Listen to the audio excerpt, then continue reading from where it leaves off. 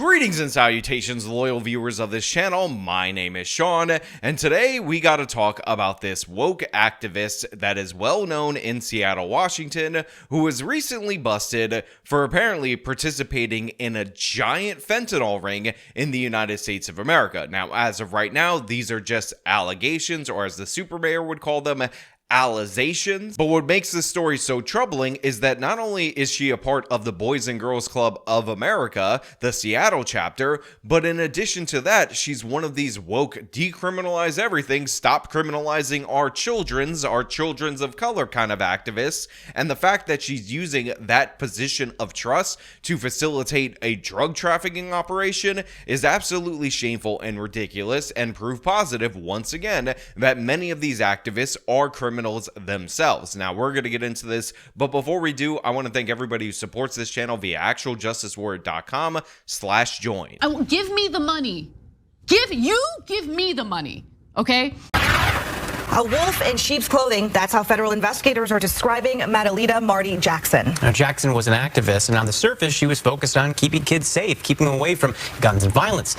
But as AJ Janavel reports, investigators are now linking her to an organized nationwide drug ring run here locally. So that's one hell of an intro to a story, and to say that this person is an activist, and specifically an activist for the youth, is honestly downplaying it to a degree that I think deserves to be fleshed out more. Obviously, this person, as I said in the open, is a member of the Boys and Girls Club of the United States of America, but she's done press conferences, been featured by all these different other various woke organizations prominently as a leading figure in this local community, so it's absolutely shameful if these allegations prove to be true that she would be involved with something like this. Officials say the leaders of this drug operation ring, two brothers, their mom, Marty Jackson, helped them hide their dirty drug money through her own accounts while she had access to millions of taxpayer dollars through her activist work. Yeah, so if you guys had the vision of this woman being involved in the day-to-day operations of cutting the drugs, unfortunately, that hilarious comedic image is not actually the case according to this federal indictment. But what is the case is that her two sons, according again to these allegations, are the main drug traffickers, and she has actually been using her accounts and her operation in order to shield this money from scrutiny, and that's how these organizations and this activism ended up getting wrapped up in this drug trade. Now, they also point out that she receives millions of dollars in state taxpayer funds, which just goes to show you how well Democrats vet the people that they hand over your tax dollars to. And remember, on the surface, she's telling people to not do drugs to stay out of trouble and talking about the evil racist criminal justice system, while beneath the surface she apparently is laundering drug money and helping to make sure that this gets pushed onto the streets by her very own children. This woman, who can't raise her own children, is telling the world, the city of Seattle, and the taxpayers how they should raise theirs, and it's absolutely shameful and disgusting. A face for change in front of cameras. We didn't come here to criminalize people hanging out. Marty Jackson held the role of executive director for the Boys and Girls Club SE Network. Yeah, so right there, they give you a little excerpt from her press conference where she's talking about how we don't need to criminalize people hanging out. That would be absolutely horrible, because we all know that the issue isn't criminals doing criminal things, it's the criminalization of certain behaviors. Now, of course, little did the world know while she's giving this press conference, while she's the executive director of the Boys and Girls Club in this particular area, that she was facilitating, again, a massive fentanyl operation that could have resulted in the deaths of hundreds, if not thousands, of Americans due to the pernicious nature of this particular drug. A group fighting against gangs and community violence in Seattle public schools, parks, and working alongside police. Jackson demanded change after violence in South Seattle. I think it's a testament of the resilience that we all have. City numbers I obtained show her organization had access to millions of taxpayer dollars for its cause. Just in August, the mayor's office used Jackson's voice to promote its millions in safety investments. Yeah, so obviously you can see that this woman's trust in the community ran deep,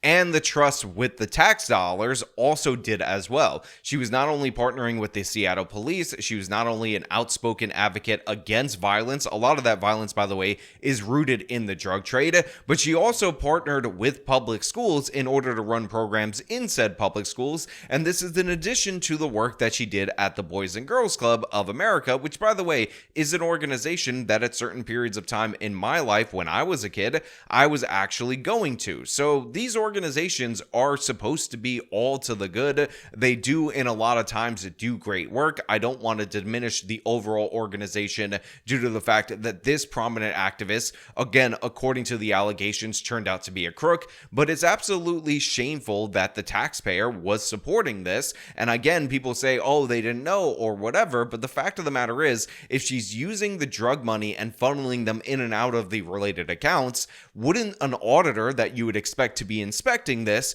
end up discovering that sooner? But of course, it ends up coming down to the feds running this down. And honestly, again, it's just heartbreaking for the community and for the people that actually had positive impacts related to her work. Now, of course, on the flip side of that, the fentanyl dealing probably impacted so many more people negatively, ended up leading to situations where parents ended up getting killed or getting addicted and then funneled into the organization. So she was kind of subordinating the problem that she was purporting to fix in the public. But now, federal officials are revealing a dark side to the local changemaker. It involved many members of their family. Calling Jackson a money launderer for her family's deadly fentanyl operation, quote, through structured deposits and using her account as a pass-through for money changing hands between her sons and members of the crime ring. I mean, again, just think about how crazy this is. This woman's getting all these funds. She has these accounts. They should be under scrutiny, not just from the state, but from the federal government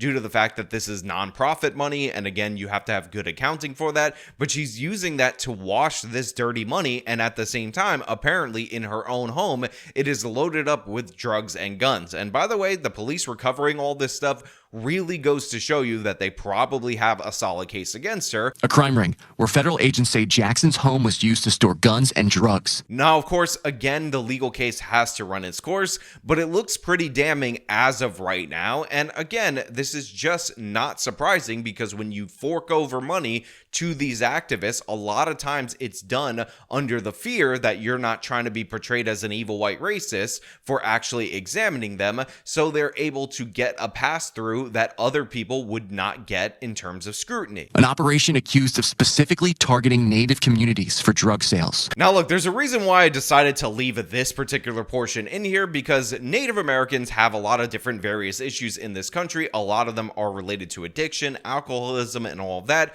And for this person who advocates for the marginalized publicly, for this person who has taken many a woke position, talked about decriminalization, different approaches to these problems, not really thinking about law enforcement, for her to go out of her way to not only use the veneer of virtue that she had to sell drugs, to sell guns, to kill people with these drugs, and of course ultimately that ended up leading to killing people with the guns, I am certain, but then to target Native Americans, a vulnerable marginalized community, that is so esteemed by the woke people in the United States of America that they have that stupid BIPOC thing where it's black, indigenous, and people of color, because, you know, you can't just group these people with people of color because they're so much more victimized. The significance of this case is a family drug trafficking organization expanded beyond Washington state. But when push comes to shove, that solidarity is in fact nonsense, and the very people that she targeted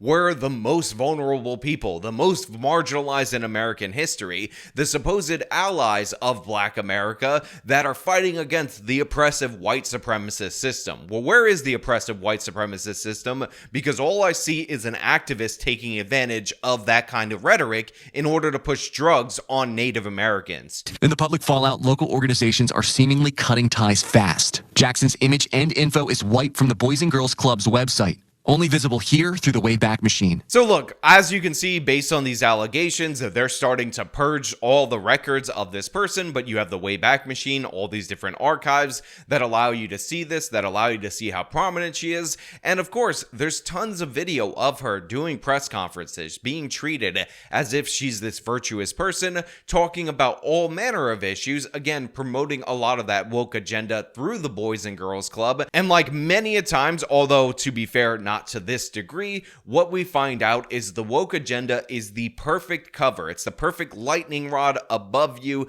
in order to draw the fire from other people, from scrutiny for your actual actions and your actual intentions and who you actually are as a person. The mayor's office tells me they met with the Boys and Girls Clubs of King County immediately because of the arrest. But city officials would not tell me what came out of the meeting and deferred me back to the Boys and Girls Clubs of King County, who never responded. Now look, I'm not surprised that the Seattle city government doesn't want to talk about this. They were one of those very prominent governments that decided to defund their police. Remember, they called the Black Lives Matter riots the Summer of Love. They cut the salary of their black female police chief, and they wanted to funnel that money into community organizations because they were much, much better at deflecting and getting people away from crime than our harsh and cruel criminal justice system. So again, isn't it ironic? Isn't it ridiculous that the very same organization that likely got a great increase in funding, the head of that organization, was running a statewide or beyond statewide drug ring that was busted by the feds just 4 years later? Again, you can't make this stuff up. If I told you this was going to happen, if it was in fiction, you'd say this is too ridiculous. Fentanyl dealing from a Black Lives Matter activist? Sean, what are you even saying? But the facts are what they are, and this is what is being presented to us. And again, everybody deserves their day in court, but it's pretty damning as of right now. Seattle Public Schools provided a response that reads, in part, as soon as SPS learned of this issue, district representatives reached out to the city of Seattle to gather information and determine the next steps with the Boys and Girls Club as a service provider. We have paused any plans for a memorandum of understanding with the SE Network safety net until more clarity regarding future operations is known. So look, the Seattle Public Schools gives a statement. It is perfectly understandable and reasonable. Obviously, they have to put a pause on any agreements with this organization because it was a front for a drug empire. But as of right now, this is where I'm going to leave the story. And of course, I want to know what you guys think about this. Are you surprised at all that one of these activists turned out to be a criminal? And if you are not surprised that they turned out to be a criminal, are you surprised that it's this level of criminality? Because, you know, we talked about the founders of Black Lives Matter buying expensive real estate. We talked about that other guy, the Black Lives Matter Greater Atlanta area, the albino, and how he was using money in order to buy watches and, again, property in Ohio. But this, to me, is a different level. This, to me, is an absurdity that even I wasn't expecting. And again, this person is more affiliated with the Boys and Girls Club than Black Lives Matter as an organization, although there are many an instance where she's promoting the same rhetoric and pushing the same type of criminal justice reform. And to be clear, funds were likely redirected from the police to her organization post George Floyd, post the Black Lives Matter riots. So this might very well be more criminality as a consequence of those riots, or at least criminality that was aided and abetted as a result of those riots. But again, I want to know what you guys think. If you like this video, show them by leaving a like, subscribe for more content, follow me on my social medias, support me via the support links in the description of this video. This has been me talking about this crazy story out of Seattle. Till next time.